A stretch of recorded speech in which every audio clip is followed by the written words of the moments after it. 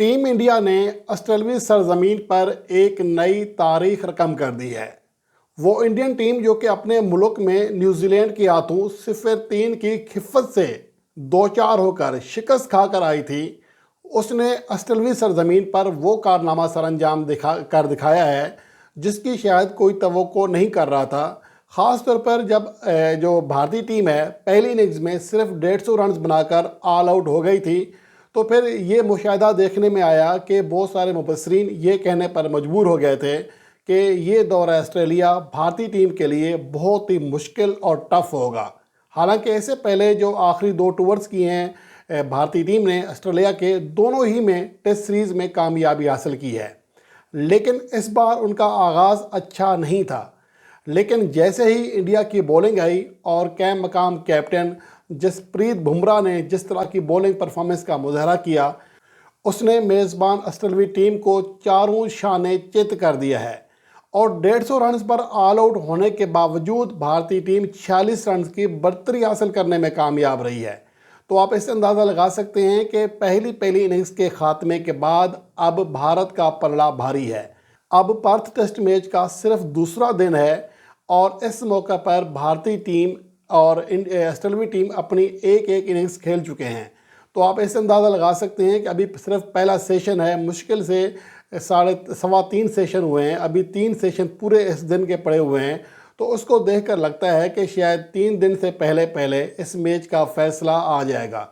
लेकिन इस पिच पर जो कि ऑप्टस के नाम से नया ग्राउंड बनाया है पर्थ के मकाम पर, यहाँ पर इंडियन टीम एक नई तारीख रकम कर सकती है। वो ये कि आज तक ऑस्ट्रेलवी टीम इस वेन्यू पर कभी कोई टेस्ट मैच हारी ही नहीं है। हालांकि बहुत सारी टीमें जिसमें पाकिस्तान, इंग्लैंड, वेस्ट इंडीज़ सब यहाँ पर ट्राई कर चुके हैं, लेकिन कोई भी ऑस्ट्रेलवी टीम को यहाँ पर हरा नहीं सका।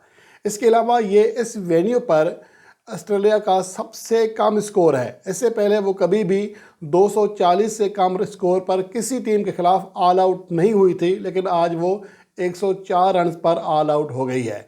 और ये पर्थ के दूसरे वेन्यू जो तारीखी वाक़ा के नाम से जाना जाता है, वहाँ पर भी ये दूसरा कम तरीन स्कोर है। यानी कि पूरे पर्थ के दोनों स्टेडियम्स को मिला लें और आखिरी बार जो 100 से या इससे कम स्कोर पर ऑस्ट्रेलवी टीम ऑल आउट हुई थी वो 1984 था। तो इस तरह से देखा जाए तो भारत ने एक नई तारीख रकम की है। अगर इस इनिंग्स में देख लें तो आखिरी जो विकेट थी ऑस्ट्रेलवी टीम की, उसने किसी हद तक मुज़ाहमत की। मिचेल स्टार्क वाहिद बैट्समैन थे ऑस्ट्रेलवी टीम के जो कि 25 रन की हद पार कर सके। और मजमूई तौर पर इस मैच में देखा जाए तो बहुत ही आउट क्लास जो बॉलिंग कारकर्दगी है वो देखने में आई है। ऑस्ट्रेलवी टीम की जो आखिरी विकेट थी उस पर 25 रन की शराकत कायम हुई जोश हेज़लवुड और मिचेल स्टार्क के दरमियान, और ये ऑस्ट्रेलवी इनिंग्स की सबसे बड़ी शराकत थी।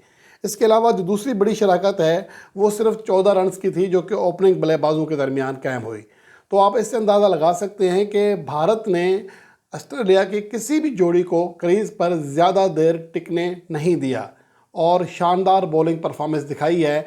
अब देखना ये है कि अब अगली इनिंग्स में भारत की जो बैटिंग है वो कैसी रहती है, और उसका डिपेंड होगा। अगर भारतीय बैट्समैन इस इनिंग्स में ख़ुद को संभालने में कामयाब हो गए, कुछ बड़ा स्कोर सेट करने में कामयाब हो गए, तो वो शायद पर्थ में कामयाबी हासिल करने वाली पहली मेहमान टीम भी बन सकती है पर्थ के इस नए वेन्यू पर, क्योंकि यहाँ पर अभी तक ऑस्ट्रेलिया नाकाबिल शिकस्त है। कभी भी वो यहाँ पर कोई मैच नहीं हारी है, 4 टेस्ट खेले हैं, चारों में कामयाबी हासिल की है, जिसमें इंडिया के खिलाफ 2018 की कामयाबी भी शामिल है। अब देखना ये है कि भारतीय बल्लेबाजों की जानिब से दूसरी इनिंग्स में कैसा खेल देखने में आता है।